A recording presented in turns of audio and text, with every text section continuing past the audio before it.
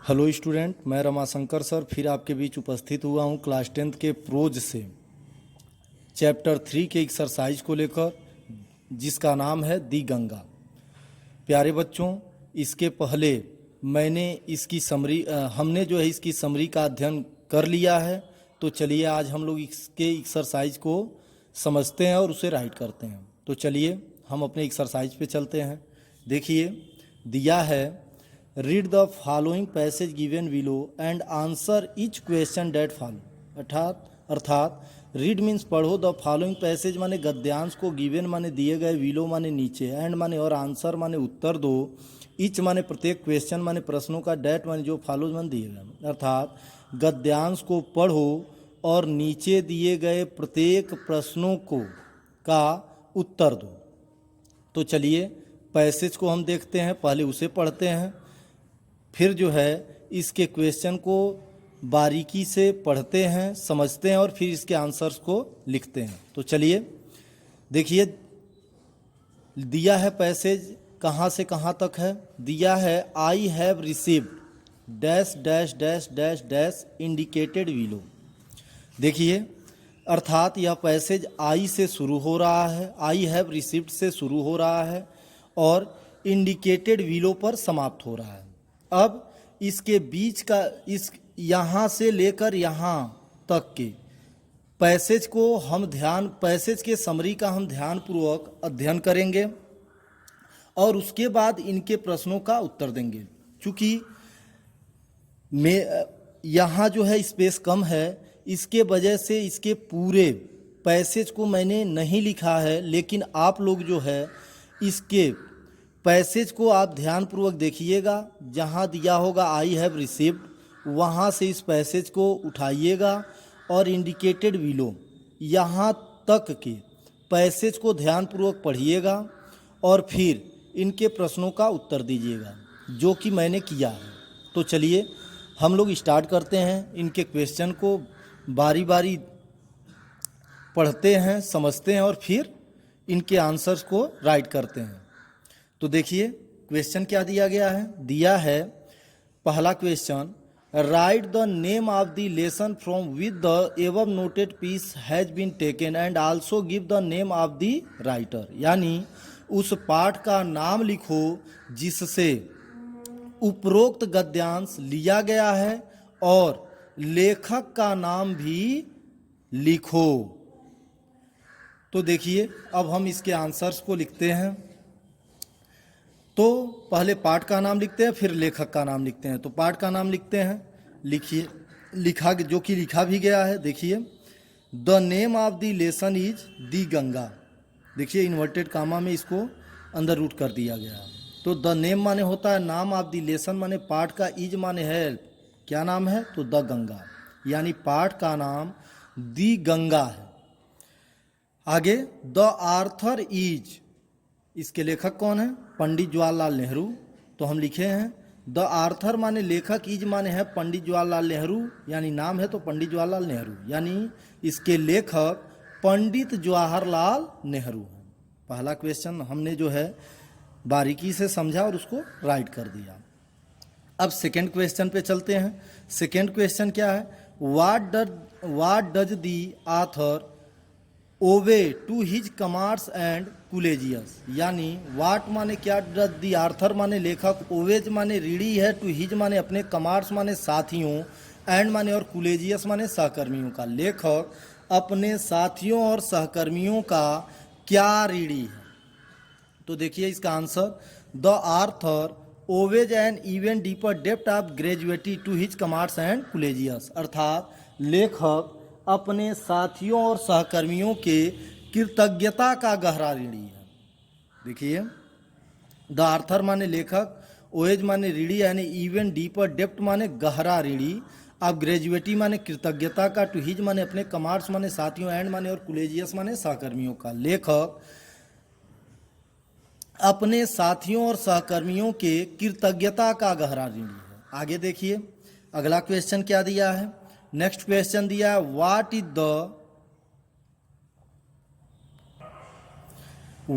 The desire of the writer after his death. अर्थात वाट माने क्या, इज माने है, द डिजायर माने इच्छा, ऑफ द राइटर माने लेखक का, आफ्टर माने बाद, हिज माने अपने, डेथ माने मृत्यु के। अपने मृत्यु के बाद लेखक की क्या इच्छा है, तो इसका भी आंसर इसी पैसेज में मिलेगा। देखिए मैंने छांट कर लिखा भी है, दिए मैंने क्या लिखा है, लिखा है the desire of the writer after his death is where he dies his body should be cremated there. अर्थात द डिजायर माने इच्छा, ऑफ द राइटर माने लेखक का, आफ्टर माने बाद, हिज माने अपने, डेथ माने मृत्यु के। अपने मृत्यु के बाद लेखक की इच्छा, इज माने है कि, वेयर माने जहाँ, ही माने वह, डाइज माने मर है, हिज माने उसके, बॉडी माने शरीर का, शुड बी क्रीमेटेड माने दाह संस्कार करवाया जाए, देयर माने वहीं। अर्थात अपने मृत्यु के बाद लेखक की इच्छा है कि जहाँ वह मरे उसके बॉडी का वह यानी अर्थात उसके शरीर का वही दाह संस्कार करवा दिया जाए। फिर से देख लीजिए एक बार, अपने मृत्यु के बाद लेखक की इच्छा है कि जहाँ वह मरे उसके शरीर का वही दाह संस्कार करवा दिया जाए। अब आगे देखिए, अगला क्वेश्चन हम देखते हैं। अगला क्वेश्चन क्या किया है, where should his essays be sent. Where माने कहाँ, शुड हिज माने उसकी, एसिज माने अस्थियों को, बी सेंट माने भेजा जाए, उसके अस्थियों को कहाँ भेजा जाए। तो देखिए पैसेज में भी दिया है इलाहाबाद, तो हम क्वेश्चन आंसर को राइट करते हैं। His essays should be sent to Allahabad. अर्थात हिज माने उसके, एसिज माने अस्थियों को, शुड बी सेंट माने भेजा जाए, टू इलाहाबाद माने इलाहाबाद, उसके अस्थियों को इलाहाबाद भेजा जाए। चलिए अब अगले क्वेश्चन पे चलते हैं। अगला क्वेश्चन कर रहा है, point out those words used in the passage which have the following meaning. अर्थात पॉइंट आउट बाहर निकालो, दोज उन वर्ड्स माने शब्दों को, यूज्ड माने प्रयोग किए गए, इन द पैसेज माने गद्यांश में, विच माने जो हैव माने रखते हैं, द फॉलोइंग मीनिंग्स माने सेम मीनिंग। अर्थात गद्यांश में प्रयोग किए गए उन शब्दों को बाहर निकालना है जो इनके समान मीनिंग रखते हैं। किनके समान, countless, point two fire, burnt into fire. तो देखिए काउंटलेस माने होता है असंख्य, जिसकी गणना न की जा सके, काउंटलेस होता है यानी जिसकी गणना न की जा सके, अर्थात असंख्य। तो इस पैसेज में असंख्य किसके माने होता है, तो इनम्ब्रेबल। इनम्ब्रेबल माने होता है असंख्य, तो मैंने राइट किया है इनम्ब्रेबल। तो काउंटलेस का हो गया इनम्ब्रेबल। अब अगला क्या दिया, put to fire, burnt into fire. अर्थात आग से जलाना, तो आग से जलाना अर्थात दाह संस्कार करना। तो दाह संस्कार करना कौन माने दिया है, तो पैसेज में दिया है क्रीमिएटेड। अर्थात क्रीमेटेड माने होता है दाह संस्कार करना, और इनके माने भी होता है दाह संस्कार करना। तो अब यह पैसेज इस तरह से जो है हमने समझा और राइट किया। अब नेक्स्ट पैसेज पे चलते हैं। अब नेक्स्ट पैसेज कहाँ से शुरू होता है, नेक्स्ट पैसेज शुरू होता है माई डिजायर टू, और समाप्त होता है प्लेन्स विलो। बीच में दिया है डैश डैश डैश, यानी बीच का भाग मैंने नहीं राइट किया है, आपको अपने किताब में देखना है, पढ़ना है उसके समरी को, और फिर इसके क्वेश्चन के आंसर्स को राइट करना है। तो चलिए अब इनके क्वेश्चंस को देखते हैं। क्वेश्चन क्या दिया है, क्वेश्चन दिया है why the Arthur reminded of the snow covered mountains on seeing the river Ganga. अर्थात वाई मीन्स क्यों, इज माने है, द आर्थर माने लेखक, रिमाइंडेड माने पुनः याद दिलाता, ऑफ द स्नो माने आप माने काकी के, द स्नो कवर्ड माने बर्फ से ढके गए, माउंटेन्स माने पर्वतों को, आंसिंग माने देख कर, द रिवर माने नदी, गंगा माने गंगा को। यानी गंगा नदी को देखकर लेखक को बर्फ से ढके पर्वतों की याद पुनः याद क्यों आती है, तो उसका आंसर लिखा गया है the Arthur is reminded of the snow covered mountains on seeing the river Ganga because he has loved it so much। अर्थात दी आथर लेखक को, इज माने है, रिमाइंडेड माने पुनः याद दिलाती, आप द स्नो कवर्ड माने बर्फ से ढके। माउंटेन्स माने पर्वतों का अंश, सिंह माने देखकर, द रिवर माने नदी, गंगा माने गंगा का। पहले यहाँ तक देखा, नदी गंगा को देखकर लेखक को बर्फ से ढके पर्वतों की पुनः याद आ जाती है। बिकॉज क्योंकि, ही माने वह है, लव्ड माने प्रेम कर चुका है, इट माने इससे, सो माने बहुत, मच माने अधिक, क्योंकि वह इससे अत्यधिक प्रेम कर चुका है। फिर से देखिए, गंगा नदी को देखकर लेखक को बर्फ से ढके पर्वतों की पुनः याद आ जाती है, क्योंकि उसने इससे अर्थात इससे बहुत अधिक प्रेम किया है। अगला क्वेश्चन क्या दिया है? अगला क्वेश्चन दिया, whose wearing moods ETC had the author referred to in the first paragraph of the passage. यानी हुज माने किसके, वेयरिंग मूड्स माने भिन्न भिन्न अवस्थाओं, ईटीसी माने इत्यादि को, हैज माने चुका है, द ऑथर माने लेखक, रेफरेड माने ले, टू इन दी, इन माने में, द फर्स्ट माने प्रथम, पैराग्राफ माने पैराग्राफ में, आप द पैसेज माने गद्यांश के। कह रहा है किसके भिन्न भिन्न अवस्थाओं इत्यादि को लेखक गद्यांश के पहले पैराग्राफ में ले चुका है।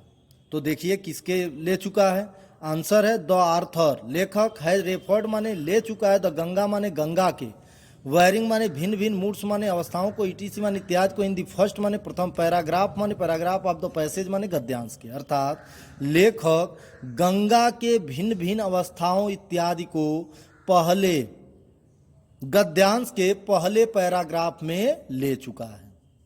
फिर से देख लीजिए, लेखक गंगा के भिन्न भिन्न अवस्थाओं इत्यादि को गद्यांश के पहले पैराग्राफ में ले चुका है। अब आगे देखिए क्या दिया है, how can it be said that the river Ganga represent India culture and civilisation. How माने कैसे, कैन माने सकता, इट माने अब, सेड माने कहा जा, डैट माने की, द रिवर माने नदी, गंगा माने गंगा, रिप्रेजेंट माने पुनः प्रस्तुत करती हैं, इंडिया माने भारत के, कल्चर माने संस्कृति, एंड माने और सिविलाइजेशन माने सभ्यता को। यानी यह कैसे कहा जा सकता है कि गंगा नदी भारत के संस्कृति और सभ्यता को पुनः प्रदर्शित करती है। तो देखिए कैसे कहा जा सकता है, उसका आंसर लिखा गया है, it can be said that the river Ganga represent India culture and civilisation because it has been a symbol of India as long culture and civilisation. It माने यह, कैन बी माने सकता है, सेड माने कहा जा, यह कहा जा सकता है, डैट की, द रिवर माने नदी, गंगा माने गंगा, रिप्रेजेंट माने पुनः प्रस्तुत करती हैं, इंडिया माने भारत के, कल्चर माने संस्कृति, एंड माने और सिविलाइजेशन माने सभ्यता को। यह कहा जा सकता है कि गंगा नदी भारत के या भारतीय के संस्कृति और सभ्यता को पुनः प्रस्तुत करती हैं, बिकॉज क्योंकि, इट माने यह, हैज बीन माने रही है, और सिंबल माने प्रतीक ऑफ इंडिया माने भारत के, एज लॉन्ग माने प्राचीन, कल्चर माने संस्कृति, एंड माने और सिविलाइजेशन माने सभ्यता की, क्योंकि यह जो है प्राचीन भारत के संस्कृति और सभ्यता की प्रतीक रही है। हो गया, पूरा मिला सकते हैं। कह रहा है या कहा जा सकता है कि गंगा नदी भारतीय संस्कृति और सभ्यता को पुनः प्रदर्शित करती है या पुनः प्रस्तुत करती हैं, क्योंकि यह जो है भारत के प्राचीन संस्कृति और सभ्यता का प्रतीक रही है। अब आगे अगला नेक्स्ट क्वेश्चन देखते हैं। नेक्स्ट क्वेश्चन क्या दिया है, कह रहा है find out the words from the passage which have the following meanings. अर्थात पहले पैसेज की ही तरह कह रहा है कि गद्यांश से उन शब्दों को बाहर निकालो जो इनके समान मीनिंग रखते हैं। किनके समान मीनिंग रखते हैं? चेंजिंग और लार्ज के।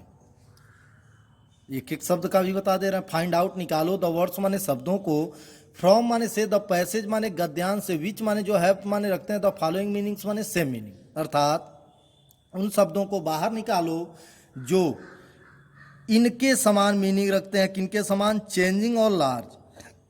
तो चेंजिंग माने भी होता है बदलना, बदलना तो या भिन्न भिन्न। तो बैरिंग माने भी होता है भिन्न भिन्न, वैरिंग। चेंजिंग बदलना या भिन्न भिन्न अवस्थाओं में होना, तो वैरिंग माने भी होता है भिन्न भिन्न अवस्थाओं में होना या बदलना। लार्ज माने होता है बड़ा या अर्थात प्राचीन। तो एज लॉन्ग माने भी होता है क्या? प्राचीन। तो चलिए अब अगले पैराग्राफ पे चलते हैं, चूंकि इसके क्वेश्चन को हम राइट कर चुके और समझ चुके। अगले पैसेज पे चलते हैं। अगला पैसेज क्या है, दिया कहाँ से शुरू हो रहा है और कहाँ इसकी एंडिंग है। तो देखिए दिया है द गंगा स्पेशली, फिर डैश डैश डैश, अर्थात बीच का भाग नहीं लिखा गया है चूंकि जगह कम है, have been cost, full stop. आपको पूरा पैराग्राफ देखना है, जहाँ से शुरू हो रहा है और जहाँ अंत हो रहा है, और फिर इसके क्वेश्चन के आंसर्स को राइट करना है। तो चलिए राइट करते हैं और समझते हैं। देखिए दिया व्हाट डज द गंगा सिंबोलाइज,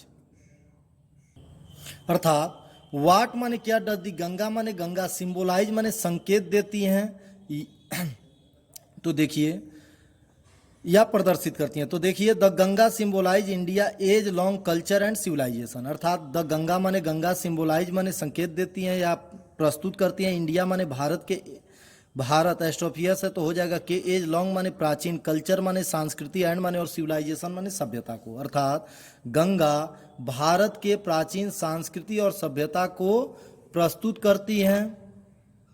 आगे चलते हैं। अगला प्रश्न क्या दिया है, why is the Ganga way loved of the Indian people. Why means क्यों, इज माने है, द गंगा माने गंगा, वे लव्ड माने प्रिय, ऑफ द इंडियन माने भारतीय, पीपल माने लोगों के लिए, भारतीय लोगों के लिए गंगा नदी क्यों प्रिय है। तो देखिए इसका answer, the Ganga is beloved of Indian people because round which are intertwined her racial memories, her hopes and fears ETC, अर्थात द गंगा माने गंगा, इज माने है, बेलव्ड माने प्रिय, ऑफ इंडियन माने भारतीय, एस्ट्रोफियस है तो के, पीपल माने लोगों के बीच, कह रहा है गंगा भारतीय लोगों के लिए प्रिय है, बिकॉज क्योंकि, राउंड माने चारों तरफ, विच माने जिसके, आर माने है, इंटरविंड माने गुथे हुए, हर माने उसकी, रेशियल माने जातीय, मेमोरीज माने यादें, हर माने उसके, होप्स माने आशाएं, एंड माने और फियर्स माने भय, ईटीसी माने इत्यादि। कह रहा है गंगा भारतीय लोगों के लिए प्रिय नदी है क्योंकि इसके चारों तरफ जातीय यादें, उसकी आशाएं और भय इत्यादि क्या हैं, गुथे हुए हैं। अब अगले क्वेश्चन पे चलते हैं। अगला क्वेश्चन क्या कह रहा है, कह रहा है what does the Ganga remind Pandit Nehru. What माने क्या, डज दी गंगा माने गंगा, रिमाइंड माने याद दिलाती है, अर्थात पुनः याद दिलाती है, पंडित नेहरू माने पंडित नेहरू को, पंडित नेहरू को गंगा पुनः क्या याद दिलाती हैं। तो देखिए इसका आंसर कर लिखा गया है, राइट किया गया, the Ganga remind Pandit Nehru of the snow covered peaks and the deep valleys of the Himalayas, अर्थात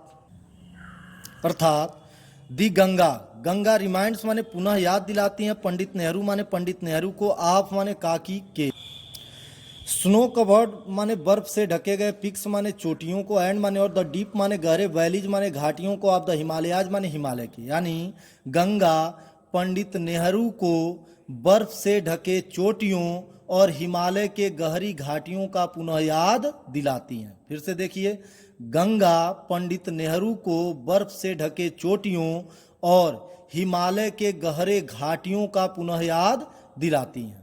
अब आगे देखिए अगला क्वेश्चन क्या दिया है, which word in the passage mean, which माने कौन सा, वर्ड्स माने शब्द, इन दी पैसेज माने गद्यांश में, मीन माने अभिप्राय रखता है, अर्थात इनसे मिलता जुलता है। तो चलिए खोजते हैं कौन सा शब्द इनसे मिलता जुलता है, अर्थात इनका समानार्थी है, साइनमस है। तो देखिए दिया है कौन कौन से शब्द दिए गए हैं, विक्ट्री मिक्स्ड इंटीमेटली, अर्थात विक्ट्री विजय, तो विजय उस पैराग्राफ में दिया है ट्रुम्फ, अर्थात ट्रुम्फ माने भी होता है विजय, और मिक्स्ड इंटीमेटली माने होता है गुथा होना, तो इंटरविंड माने भी होता है गुथा हुआ।